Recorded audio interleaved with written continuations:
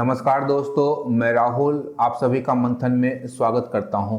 आज के इस सेशन में हम लोग 18 दिसंबर 2022 को संपन्न हुए फीफा वर्ल्ड कप 2022 जिसका आयोजन कतर में किया गया था के ऊपर चर्चा करेंगे तथा समझने का प्रयास करेंगे कि इस आयोजन से संबंधित जो भी महत्वपूर्ण प्रश्न हैं वो किस प्रकार के प्रश्न होंगे, क्या क्या प्रश्न हैं। इस संपूर्ण सेशन के दौरान मैंने उन सारे प्रश्नों को कवर करने का प्रयास किया है जो आने वाले विभिन्न प्रतियोगी परीक्षाओं के दृष्टिकोण से अत्यंत ही महत्वपूर्ण है। इसलिए अंत तक आप इस वीडियो को जरूर देखें और यहां से प्रत्येक प्रतियोगी परीक्षा में एक या दो प्रश्न आप लोगों को पूछे जाएंगे। तो फीफा वर्ल्ड कप 2022 का जो फाइनल मैच था कतर के लुसैल स्टेडियम में अर्जेंटीना और फ्रांस के मध्य खेला गया था। इस मैच का फैसला पेनल्टी शूटआउट के जरिए हुआ और अर्जेंटीना 4-2 से फ्रांस को हरा करके फीफा वर्ल्ड कप 2022 की विजेता बनी। यहां आप तस्वीरों में देख सकते हैं अर्जेंटीना के कप्तान लियोनेल मेसी को जो वर्ल्ड कप उठाए हुए हैं। इस जीत के उपरांत भारतीय प्रधानमंत्री नरेंद्र मोदी ने भी अर्जेंटीना को बधाई दी तथा फ्रांस को सांत्वना संदेश दिया है। 2022 से पूर्व 1978 और 1986 के अंतर्गत जो अर्जेंटीना है वह फीफा वर्ल्ड कप जीतने में सफल हुआ था तथा 2022 में जीत के बाद कुल 3 बार अर्जेंटीना विश्व कप मैच जीत पाया है। इससे पूर्व 1986 में दिग्गज मैराडोना की अगुवाई वाली अर्जेंटीना की टीम ने वर्ल्ड कप खिताब जीता है और इस बार मेरे अनुसार आज तक के सबसे महानतम फुटबॉल खिलाड़ी लियोनेल मेसी के नेतृत्व में अर्जेंटीना ने फुटबॉल विश्व कप जीतने में सफलता प्राप्त की है। कतर में आयोजित होने वाले इस वर्ल्ड कप से संबंधित यहाँ पर पहले हम लोग कुछ प्रमुख तथ्यों को यहाँ पर देख लेते हैं। तो 20 नवंबर 2022 को यह वर्ल्ड कप प्रारंभ हुआ था। कहां पर? तो कतर में। और टूर्नामेंट की मेजबानी करने वाला कतर पहला अरब देश बना है। ध्यान रखिएगा कि फीफा वर्ल्ड कप का आयोजन करने वाला कतर पहला अरब देश बना है। कतर राज्य के जो अमीर हैं शेख तमीम बिन हमद अल थानी के निमंत्रण पर भारतीय उपराष्ट्रपति जगदीप धनखड़ ने भारत का नेतृत्व उद्घाटन समारोह में किया था।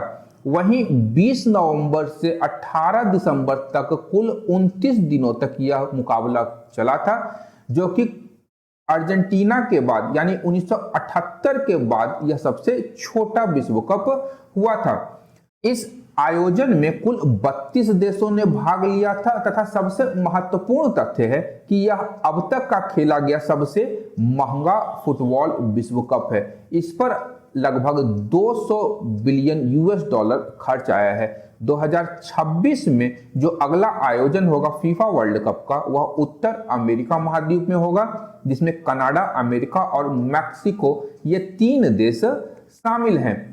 अब बात करते हैं पहले FIFA world cup official ball की। तो यहाँ पर यह जो बॉल है इसका नाम अल रिहला रखा गया था। अल रिहला, यह जो अल रिहला है यह इब्न बतूता 14वीं शताब्दी का एक यात्री था। इब्न बतूता उसकी कृति है अल रिहला, उसके नाम से ही अल रिहला नाम यहाँ पे इस फुटबॉल का रखा गया था।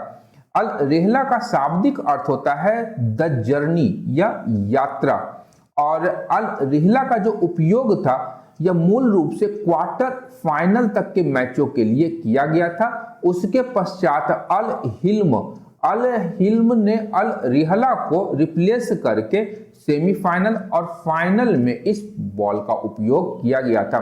तो सेमीफाइनल और फाइनल में उपयोग किए जाने वाले बॉल का नाम था अल हिल्म और क्वार्टर फाइनल तक जो बॉल का उपयोग किया गया उसका नाम था अल रिहला।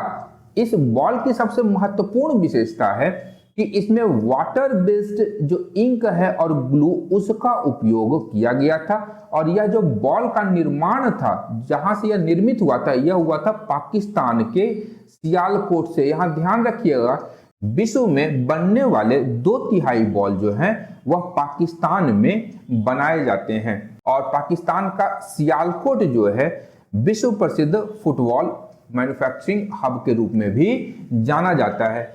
इस वर्ल्ड कप का जो मैस्कट था वह था लाइव, ध्यान रखिएगा, लाइव इस वर्ल्ड कप का मैस्कट था। यह अरबी पोशाक किफिये, ध्यान रखिएगा, किफिये से प्रेरित था, जो अरब के पुरुषों के द्वारा पहना जाने वाला पारंपरिक सिरा वस्त्र या जिसे हम लोग हेड ड्रेस कहते हैं, जो अरब के लोग मूल रूप से एक पट्टी नुमा ड्रेस पहनते हैं अपने सर के ऊपर में, उसे किफिये के नाम से जाना जाता है। और यह जो लाइव था कपड़े के एक टुकड़े से बनाया गया था। लाइव का शाब्दिक अर्थ होता है और यह अर्थ आपका अरेबिक भाषा में दिया गया है। इसका अर्थ होता है super skilled player, super skilled player, ध्यान रखिएगा, सुपर स्किल्ड प्लेयर, इसका अर्थ होता है किसका, लाइव का। बहुत ही इंपॉर्टेंट है, विभिन्न प्रतियोगी परीक्षाओं में यह प्रश्न पूछा जा सकता है। अब आते हैं कि इस प्रतियोगिता में किन खिलाड़ियों को प्रमुख पुरस्कार प्रदान किया गया। तो फाइनल मैच के पश्चात विश्व का सर्वश्रेष्ठ युवा खिलाड़ी अर्जेंटीना के एंजो फर्नांडिस, ध्यान रखिएगा, अर्जेंटीना के एंजो फर्नांडिस को सर्वश्रेष्ठ युवा खिलाड़ी का पुरस्कार दिया गया। गोल्डन ग्लव्स पुरस्कार अर्जेंटीना के गोलकीपर एमिलियानो मार्टिनेज को गोल्डन ग्लव्स पुरस्कार दिया गया। वहीं टूर्नामेंट में सर्वाधिक गोल करने वाले फ्रांस के स्ट्राइकर किलियन एम्बापे को गोल्डन बूट पुरस्कार से सम्मानित किया गया। किलियन एम्बापे फ्रांस के स्ट्राइकर थे तथा इन्होंने टूर्नामेंट में सर्वाधिक 8 गोल किए। टूर्नामेंट में सर्वाधिक गोल करने वाले किलियन एम्बापे थे और इसके लिए उन्हें गोल्डन बूट पुरस्कार से सम्मानित किया गया।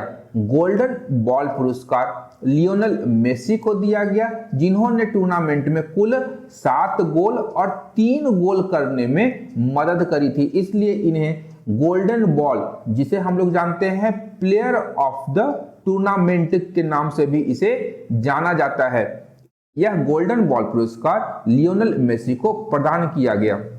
और यहाँ एक महत्वपूर्ण तथ्य है कि यह जो गोल्डन बॉल पुरस्कार है लियोनेल मेसी ने दूसरी बार प्राप्त किया है और ऐसा करने वाले लियोनेल मेसी दुनिया के पहले खिलाड़ी बन गए हैं। वहीं अंत में सबसे महत्वपूर्ण जो हमारा पुरस्कार है वह है the FIFA fair play award. यह अवार्ड डेनमार्क की राष्ट्रीय टीम को दिया गया उनके फेयर प्ले के लिए। तो आज का जो हमारा सेशन था यहीं पर समाप्त होता है। इन तस्वीरों के साथ आपको छोड़े जाता हूं। अंत तक देखने के लिए धन्यवाद। देखते रहिए मंथन, क्योंकि मैं इस प्रकार के वीडियोस लाता रहता हूं। Thank you.